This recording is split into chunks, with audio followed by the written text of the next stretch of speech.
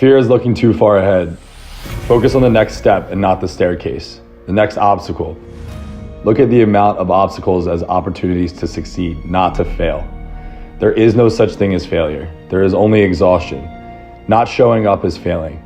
Don't be afraid of the finish line and welcome the starting block, and you will overcome the fear and uncertainty one step at a time. Fear is ultimately vulnerability, the unknown. Identify them. Identify your fears. Begin to plan on how you can conquer and identify them while you're on the run. Fear is vulnerability, but vulnerability is ultimately how willing you are to take a risk. What makes vulnerability less fearful is when you see the opportunity for success and not for failure. Our ego is what creates fear. Accepting that there is always more to learn will lessen your anxiety and nervousness.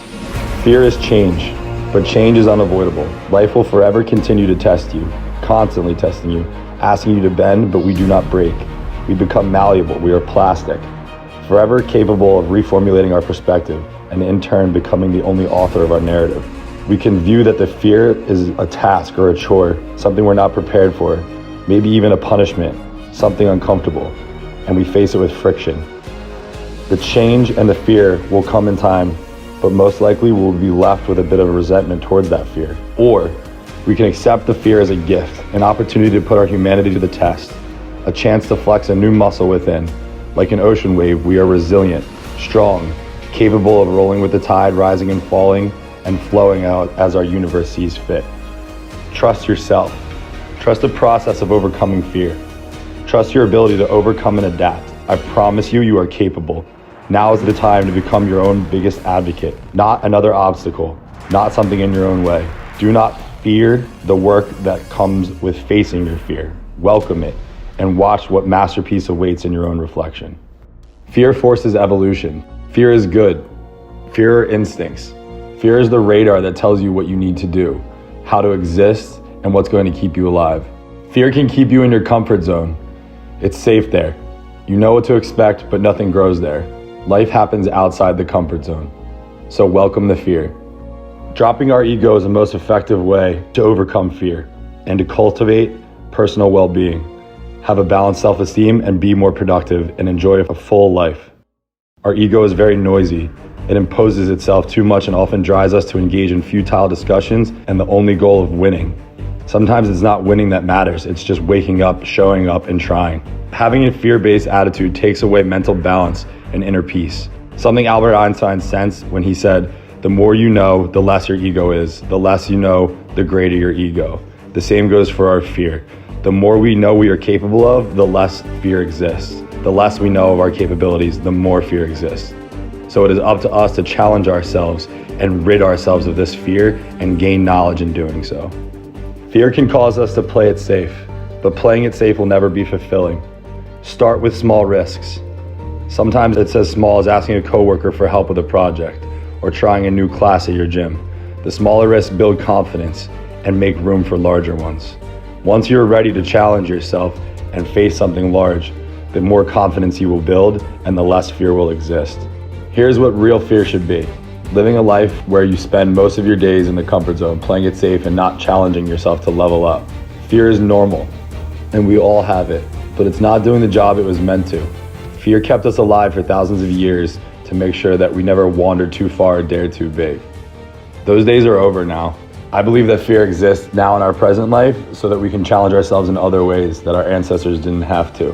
Thousands of years ago, it was just staying alive, finding food, finding shelter, but we have those things now. The creature comforts are here every day. So it's up to us to find new ways of challenging our brains and our bodies to become our best selves. Physicality is something that we are constantly afraid of. We're afraid of failing. We're afraid of not measuring up. So it's up to us to reset our expectations in order for our fears to make us better and not make us feel less than. Life is different now. That fear that kept you safe is now keeping you paralyzed. In 2021, fear is just in your mind trying to keep you safe. Ray Lewis said, "Before anything really great is achieved, your comfort zone must be disturbed." All right, here's the deal. We gotta burn plan B. Burn the f***ing boats. You've heard a lot about plan B. It's good to have one just in case plan A doesn't work. But let me tell you something. I've never met an extremely successful person who didn't commit themselves fully to plan A. There was no plan B. It was never an option. You think Elon Musk had a plan B when he started Tesla? Steve Jobs when he started Apple? When Napoleon's army entered a new battle, he had his troops purposely burn their own ships. Why the f would he do that? He told them if they were going to return home, it would be on the enemy's ships. Retreating was not an option. It's win or die. It's like the famous ancient Spartan saying, with your shields or on it. You're either coming home from battle on your shield and you're dead, or you got it in your arms and you're alive. There's no plan B. It's plan A or nothing. When you put yourself into a determined state where it has to work, guess what happens? You're gonna break through every f***ing obstacle in your way. And that's what success is about.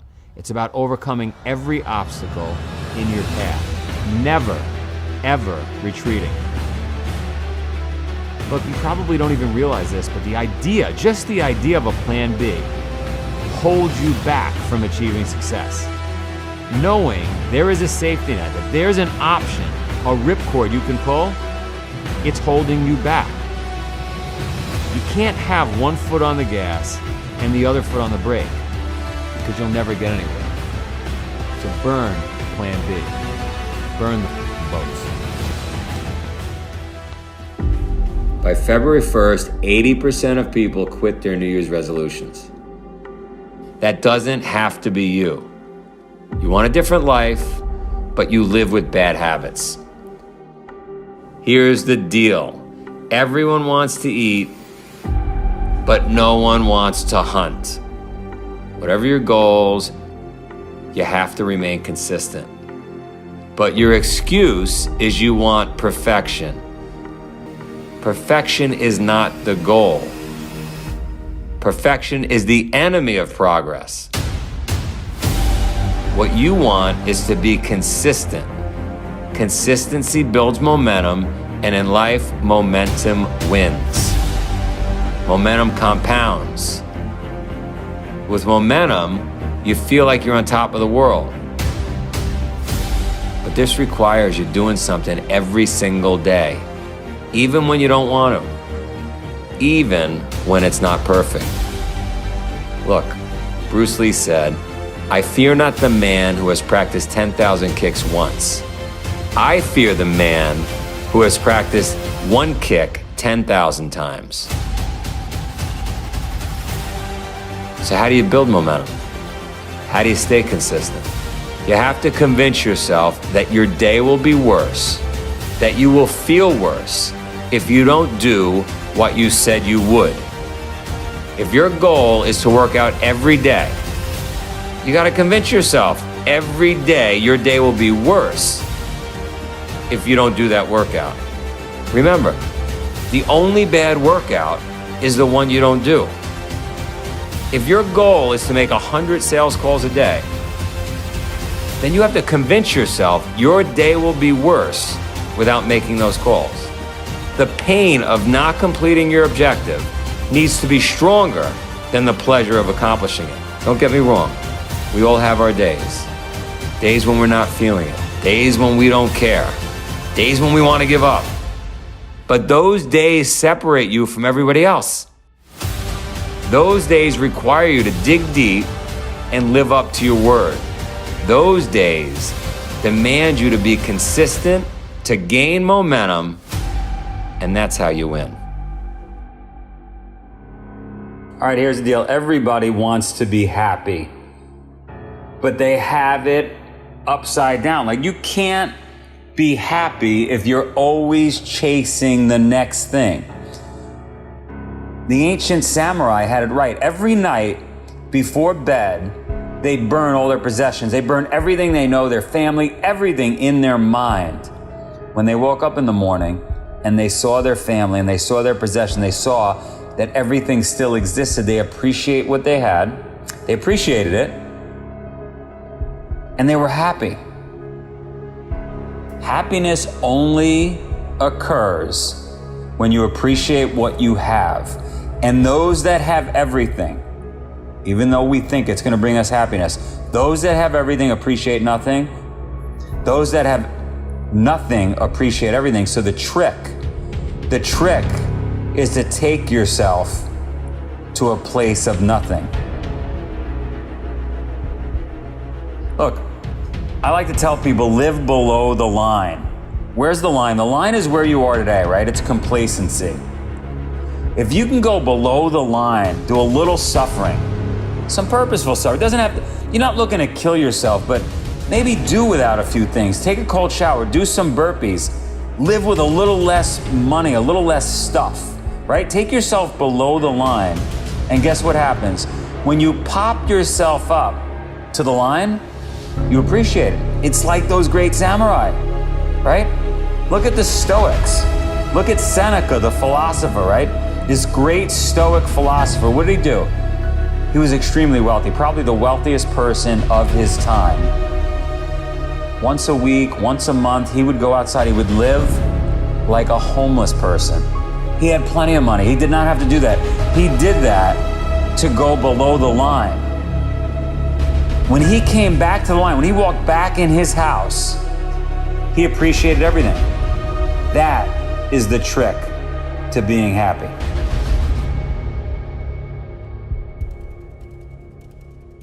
When you recognize that it can always be worse, that what you have, you should appreciate, you should have gratitude towards when you get to that place, you're happy, you're grateful. Gratitude is the trick, and you can't have gratitude. You can't have gratitude if you're constantly chasing something else. I wish I had that. I wish I was that person. If I only made more money. No.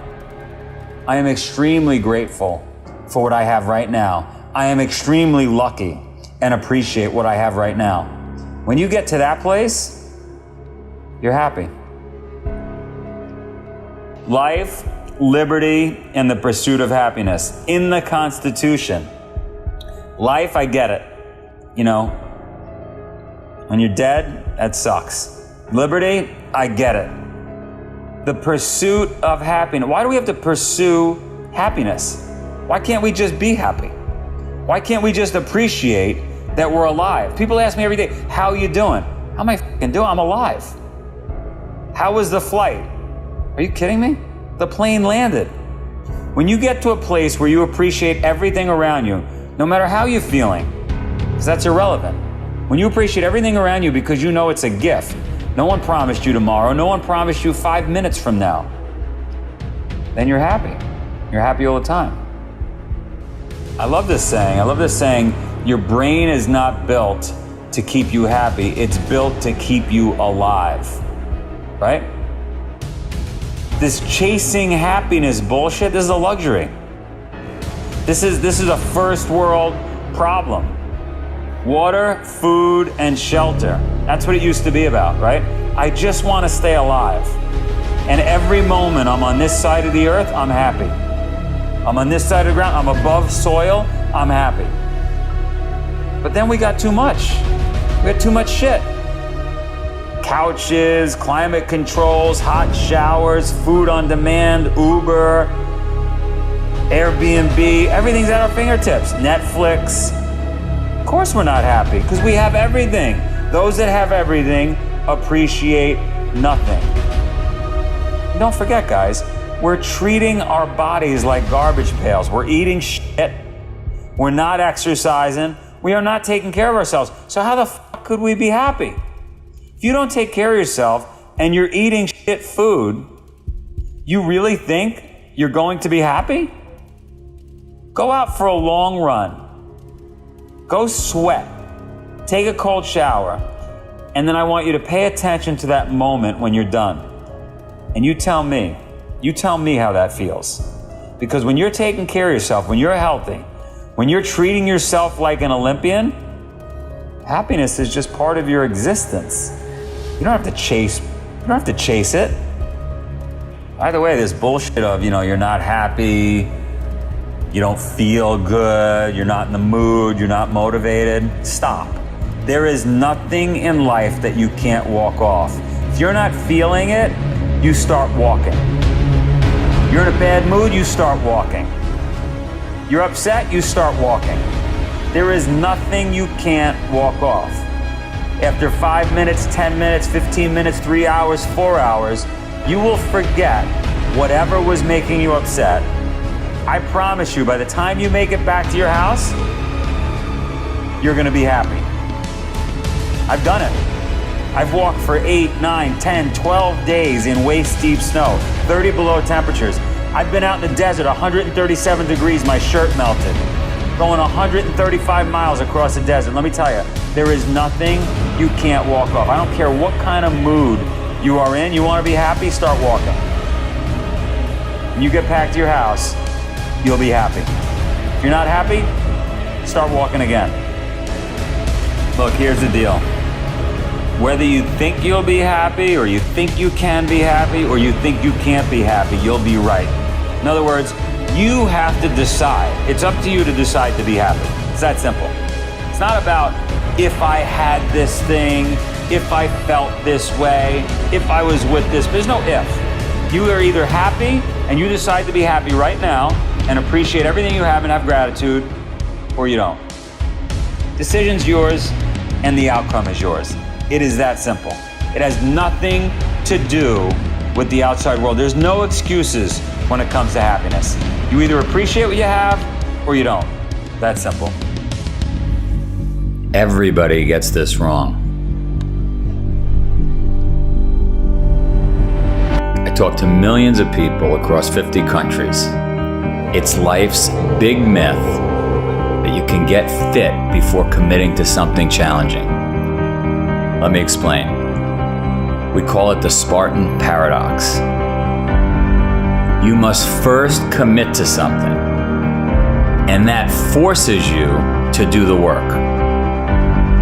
With Spartan, we got 7 million people off the couch by having them put a date on the calendar. It's that simple.